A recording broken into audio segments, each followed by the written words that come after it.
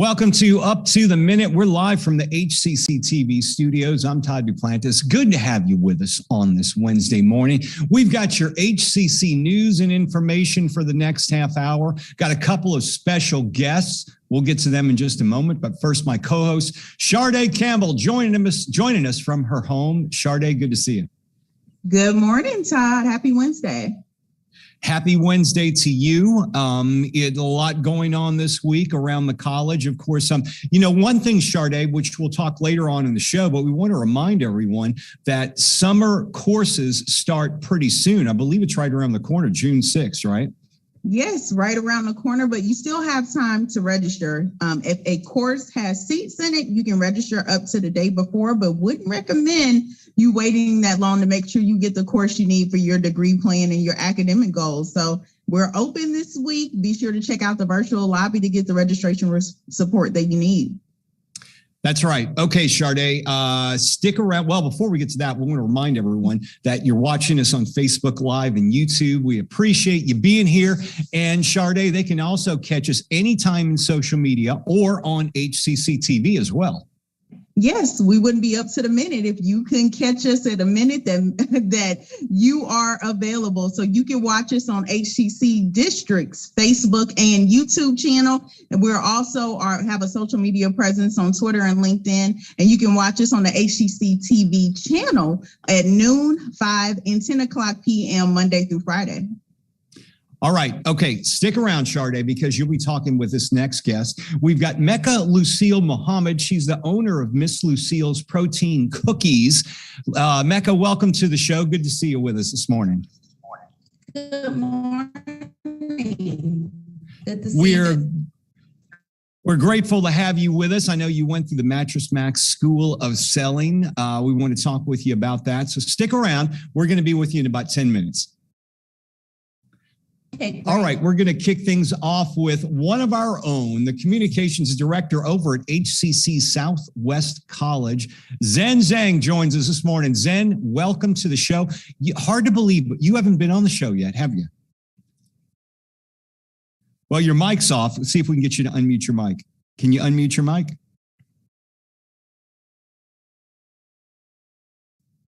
There we go. Good to see you, Zen. Thank you. That's all right. Maybe you can talk to us a bit. First off, for people who may not know, you work at the Southwest College. You work with Dr. Madeline Barillo, and you've got a lot of great things going on at Southwest College right now. Yes, we do.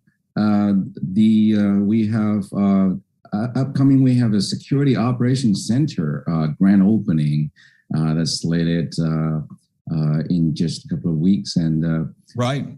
Right. And that's, again, it's a great partnership with some industry leaders. Well, I want to get with you and talk a bit about AAPI month, because that's going on this month. And I understand you've done quite a bit of research on the Chinese American community in Houston and in Texas over the years. And just last weekend, you spoke at the historic Bend County Courthouse. What Can you tell us about the occasion? Well, I was really honored to be part of the Asian American, get ready, it's a mouthful, Asian American, Native Hawaiian, and Pacific Islander Heritage Month. This year, they decided to add a Native Hawaiian to the moniker of the celebration. So it was hosted by Bend County for the first time in the county's history, and it was so fitting as Bend. It has the highest share of Asian American populations among all counties in Texas. And I spoke about how Chinese Americans ended up in Texas and Houston, and how the community was built and have evolved over time. So in addition to cultural performances the celebration also included an exhibition inside the historic courthouse rotunda, which depicts the 1882 Chinese Exclusion Act and the building of the Transcontinental Railroad by Chinese laborers. So the exhibition is on display until May the 31st at 401 Jackson Street in Richmond. And let's talk about the Chinese laborers that were very instrumental in building this railroad. I mean, you always hear about railroads being established in the 1800s. Someone had to build them, and Chinese immigrants played a big role as laborers in this. That is true.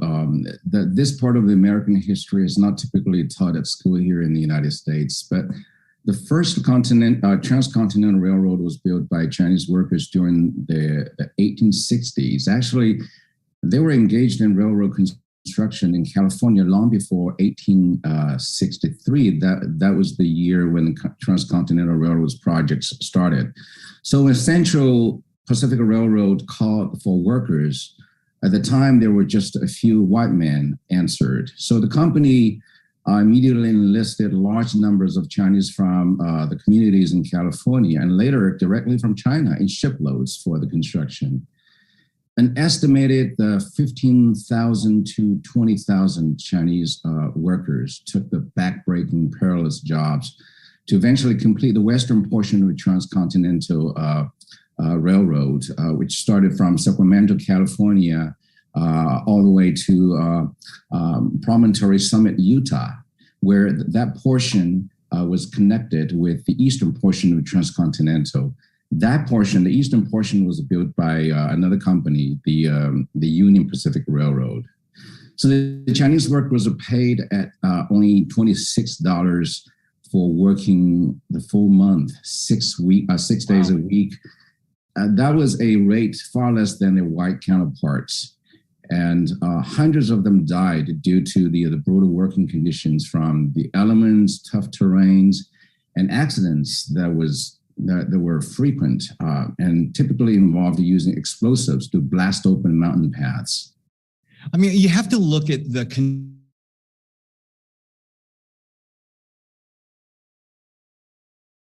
of steel and planting these in the ground. And like you said, blasting their way through mountainous terrain and anything that might stand in the way. Obviously, a lot of injuries happen. And you mentioned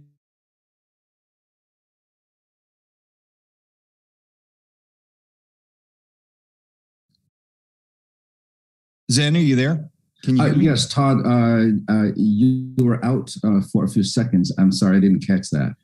I was saying that obviously they were going through very arid desert terrain, yes, carrying large loads of steel. And you mentioned hundreds died. Not only were they laying the steel in the ground, but they were also blasting their way through mountainous terrain as well. That's right. And there were accounts of them being put in the baskets and they were lowered into the depth of the cliff to drill those crevices to place the explosives. And then they will ignite explosives. Immediately, people on the top of the cliff, they have to pull them up. If not in time, then they're dead. So it was very, very dangerous. Despite making these contributions, it sounds like through our chapters in history that Chinese immigrants were not accepted. Tell us about the 1882 Exclusion Act and how that came about. Yes, it was such an irony that after the Transcontinental was built, the white Americans and the government decided Chinese were no longer welcomed here.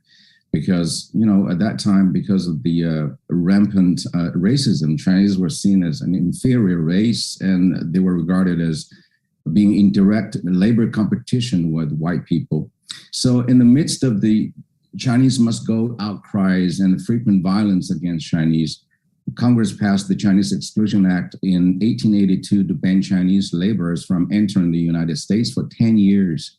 It also prohibited Chinese from becoming citizens. So wow. 10 years later, you would think the law was expiring. California Representative Thomas Gary introduced another law to renew the Chinese Exclusion Act for another 10 years. So that law was known as the Gary Act. It passed by Congress to ban immigration citizens for another decade.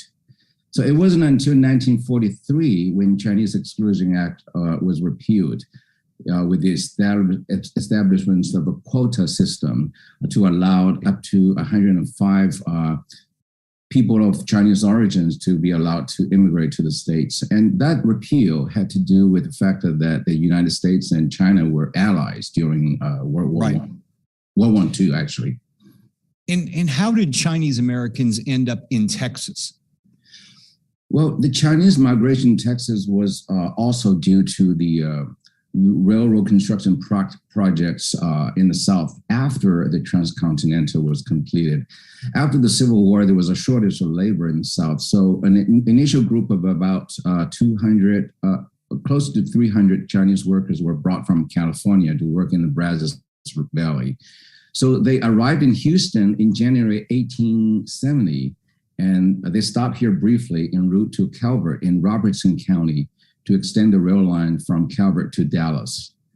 So then they came the next wave of several thousand Chinese workers who arrived in El Paso after they had completed the Southern Pacific Railroad project that extended the line from Los Angeles to El Paso. Right. So from there, they would lay tracks for several hundred more miles to all the way to Pecos River, where they connected the Southern Pacific Railroad with the Galveston, Harrisburg, and San Antonio Railway to create the second transcontinental in the nation. Zen, if you look at modern logistics, in our highways and byways and railroad systems, it's certainly incredible how much Chinese immigrants and Chinese Americans played a large role in laying the foundation for this, wouldn't you think? Absolutely. I should have mentioned that there was another wave of Chinese influx to Texas, and that was under very interesting circumstances. They actually came from Mexico in 1917 with the U.S. Army. At that time, the U.S. troops led by General John Pershing, who was nicknamed the Blackjack. What happened is that after Mexican Revolutionary General, his name is Francisco Pancho Villa, attacked Columbus, New Mexico, Blackjack Pershing led the U.S. troops on an expedition to Mexico, try to pursue and capture Pancho Villa. However, unsuccessful. He was never captured. So in the northern Mexican state of Chihuahua, Mexican Chinese helped the U.S. Troops survive by providing supplies and labor. So when Blackjack retreated from Mexico, the Chinese were part of a large group of people that also included American Mormons and Mexicans, followed the general to New Mexico, and then from New Mexico to Texas. At that time, some Chinese that returned to China, the remaining 427 Chinese arrived in San Antonio and were, ironically, they were placed in detention. But later on, they were granted temporary residence employed by the government to work for the military installations there. And some of them built Army and Air Force bases, including the one here in Houston, the Ellington Field. A lot of people don't know they were built by the Chinese laborers during World War I. And due to the, I'm sorry. No, yeah. It's incredible history. We're running out of time, but it certainly is fascinating. We want to remind everyone that this history is available on display right now at the historic Fort Bend County Courthouse Rotunda, and it's going on through May 31st. Zen, we appreciate you joining us this morning with some fascinating history. We got to get you on the topic to talk more about this because it is certainly very interesting. Thank you, Todd, for this opportunity. Thanks, Zen. We appreciate it. All right, I'm going to turn things over to Sade, and you've got a special guest who attended the Mattress Mack School of Selling. This sounds very interesting, Sade. Take it away. Yes, it's going to be incredible to hear about all that she was able to garner and learn more about her business. Welcome to the show, Mecca, who is the founder and owner of Miss Lucille's Protein Cookies. Hi, good morning. Good morning. So we're going to put your selling skills to the test. For someone who has not heard about Miss Lucille's Protein Cookies, tell us a little bit about your company. Well, actually, I started in this past January.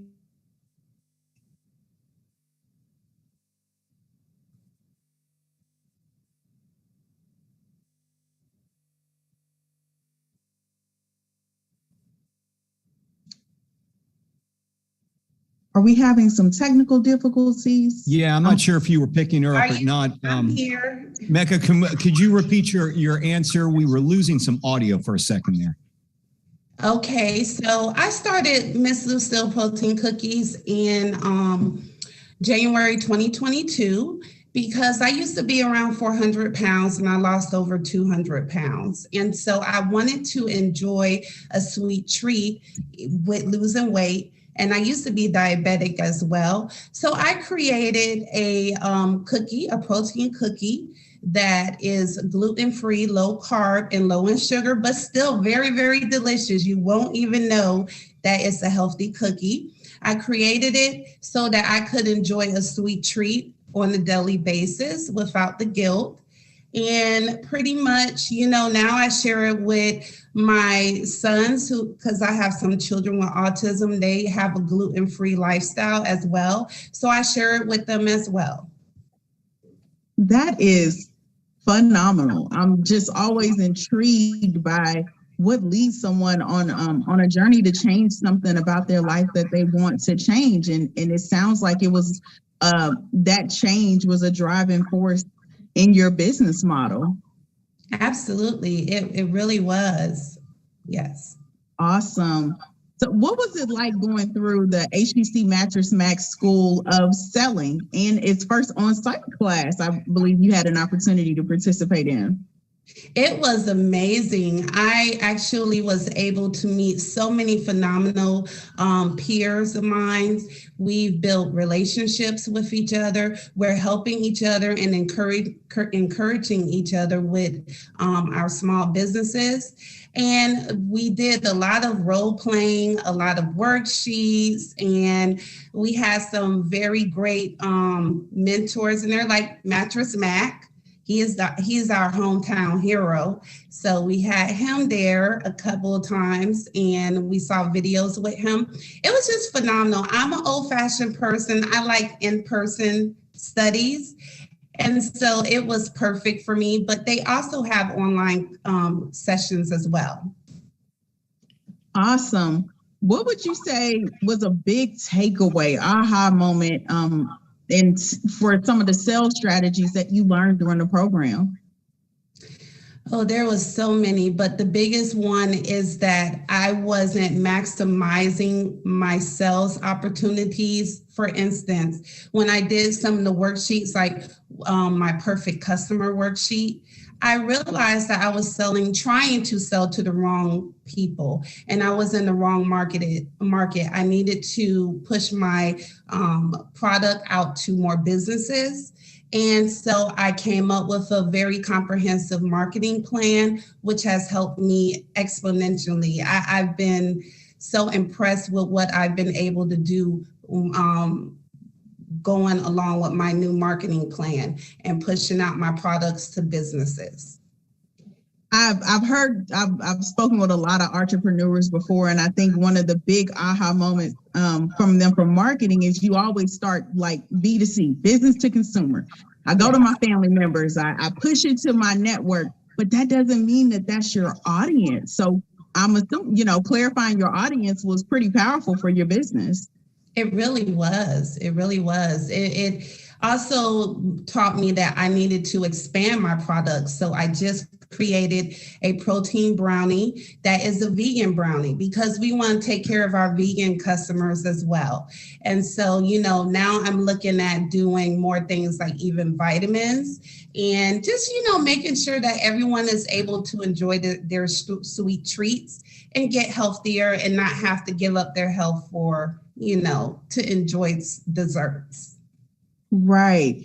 So you shared a little bit about your why you started, but how, girl, were you ever into baking before? Were you, is it something that you had some expertise in? And I hear you're expanding your business. So tell us a little bit about that product development process. Well, actually, I'm a mother of 9. I have 9 children.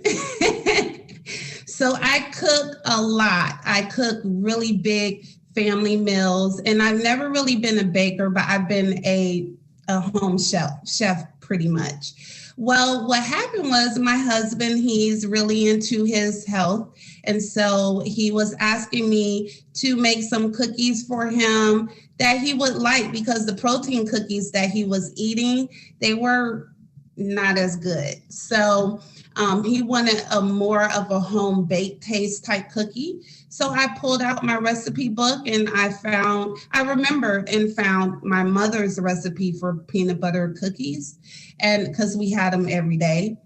And so when I did that, I was like, well, I need to take the carbs out or lower the carbs as much as possible. So that's how I created our first cookie, which was the peanut butter protein cookie. Then from there, I went to the almond butter protein cookie. And now I'm at the brownie protein, the protein brownies. Well, I just want to reenact my response because I wasn't on camera to you having 9 kids.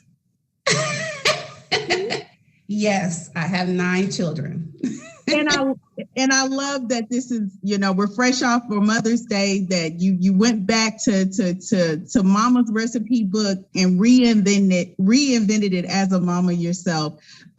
What is next for beyond the products that you share? What else is next for Lucille's protein cookies? Well, we're now shipping nationwide, and from there, we want to go international. We want to reach the top. When I was in Mattress, HCC Mattress Mack School of Selling, I was able to learn that the sky is the limit. I don't have to cap myself in my goals. And so in particular, what we're trying to do right now is we're trying to expand it into getting our cookies and our products into nursing homes, hospitals, schools, anyone who has a preference for gluten-free, we're able to serve them. And especially if you're diabetic, I'm no longer diabetic, but I used to be diabetic. So since our cookie is a diabetic-friendly cookie, we want to make sure that we take care of our diabetic friends too. And just because they're so delicious and they have that home-baked taste, anyone can eat it. And especially with our protein brownies, you put some low-carb ice cream in there, you have a wonderful dessert. Well, there you have it. Thank you so much, Mecca, for coming on to the show. For our guests who are just tuning in, we just spoke with Mecca Muhammad, founder and owner of Miss Lucille's Protein Cookies, who recently completed HCC Mattress Mack School of Selling. We'll have info posted after the show so you can learn more about recipes, sweet treats, and her products. Thank you. Thank you. All right. Thank you very much. We're going to continue on with some HCC news and announcements. One of them happening on June the 9th, Thursday, June the 9th, MBDA Salute to Minorities in Construction. The Houston MBDA, operated by HCC, will host its annual Salute to Minorities in Construction. All proceeds go to support the MBDA. Thursday, June 9th, it's happening at the Junior League of Houston. If you'd like to participate, we'll have a link in our social media post after the show. And Sade, there's a media arts showcase going on as well right now. Yes, the end of the semester YouTube compilation screening includes student projects from filmmaking, audio recording technology, and music business.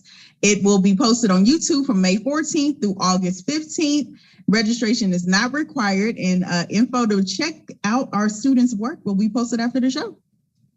Okay, we're going to skip on down to the STEM summer camps. Those are happening across the district. Well, 2 places in particular across our district. The Drone Swift Camp, June the 27th through June 27th through July 1st. That's happening at HCC Southwest Stafford campus. And there's a VR Swift Camp happening July 18th through 22nd. That's at HCC's Northwest North Forest campus. Those are both happening as a partnership with the Texas A&M AgriLife program. So if you'd like to sign up your kids for that, do so. They fill up quickly. We'll have a link in our post after the show. And now, Sade, we have evening ESL campuses or classes on some of our campuses. I can't tell you how many times when I'm out, forget I have my HCC badge on and get the question, does HCC have English classes? So it's exciting that we now have evening ESL classes offered by our intensive English program at HCC A-Leap Hayes and West Loop campuses. The program offers 2 levels, advanced, intermediate, and advanced, to prepare our students for academic and certificate programs. Our daytime on-campus and online classes are also available for summer and fall registration, and info will be posted after the show. Speaking of registration, want to cover that now. There is registration going on, as we mentioned at the top of the show. Summer registration ongoing, along with fall 2022. Keep in mind, though, summer classes start June 6th, so you better register now. We have 5 ways of learning. 2 are online, 2 are hybrid, and 1 is in person. And you can register by going just to one place. Or, Sharday, you can go to a campus and register and meet with people too, right? Absolutely. We have summer classes that are starting in July as well. So if you missed that June 6th date and fall registration, you can get a jump start on by going to the campus or going to the green bar on our website and visiting the virtual lobby for details. hccs.edu/apply, or just go to the main page on the website and we'll take you there. Okay, wrapping up the show for today. Tomorrow is Thursday's Virtual Family Fun Day, and we'll welcome back the Center for Contemporary Craft. They'll be joining us along with someone from the International Student Program. Sharday, you'll be back next week, right? Absolutely. All right. Thanks for being here today. We will see you all tomorrow live, 10 a.m. for Up to the Minute.